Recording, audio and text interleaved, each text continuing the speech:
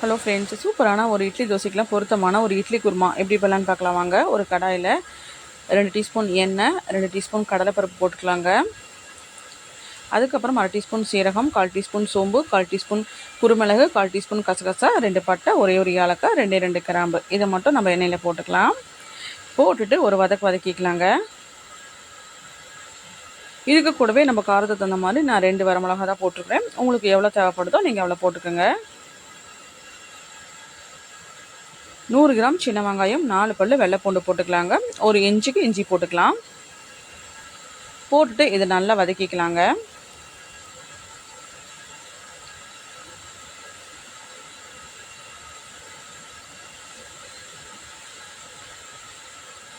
நல்லா கலர் மாற வரைக்கும் சின்ன வெங்காயத்தை நல்லா வதக்கிட்டு நான் 3 தக்காளி பழத்தை கட் பண்ணி வச்சுக்கிறேன். அதையும் போட்டுக்கலாம்.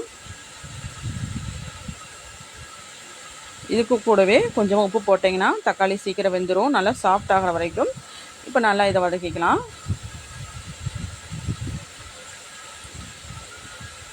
இது இட்லி, தோசை, சப்பாத்திக்கெலாம் ரொம்பவே சூப்பராக இருக்குங்க. டிஃப்ரெண்ட்டான டேஸ்ட்டில் இருக்கும்.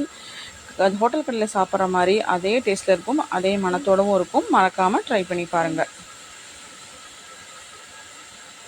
அதுக்கப்புறம் 1/2 டீஸ்பூன் மிளகாத்தூள், 1/2 டீஸ்பூன் மல்லித்தூள், 1/4 டீஸ்பூன் மஞ்சத்தூள் அது கூடவே போட்டுட்டு இதை நல்லா வதக்கிக்கலாம்.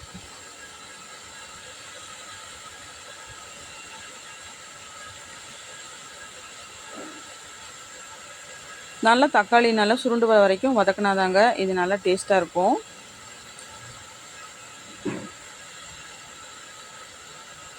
அதுக்கப்புறம் பார்த்திங்கன்னா ஒரு 1/4 மூடி தேங்காவை மட்டும் நான் கட் பண்ணி வச்சுக்கிறேங்க. இப்போ நம்ம அதில் போட்டுக்கலாம். அதையும் போட்டுட்டு சும்மா 2 வதக்கிட்டு நம்ம ஸ்டவ் ஆஃப் பண்ணி வச்சலாம். நல்லா இது ஆறதுக்கப்புறமா நம்ம மிக்ஸி ஜாரில் மாற்றி நல்லா ஃபைன் பேஸ்ட்டாக அரைச்சி எடுத்துக்கலாங்க.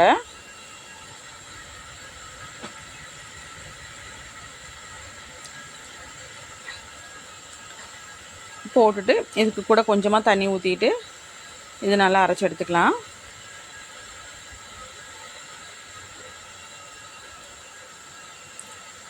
அவ்வளோதான், இது நல்லா இப்போ அரைச்சாச்சு.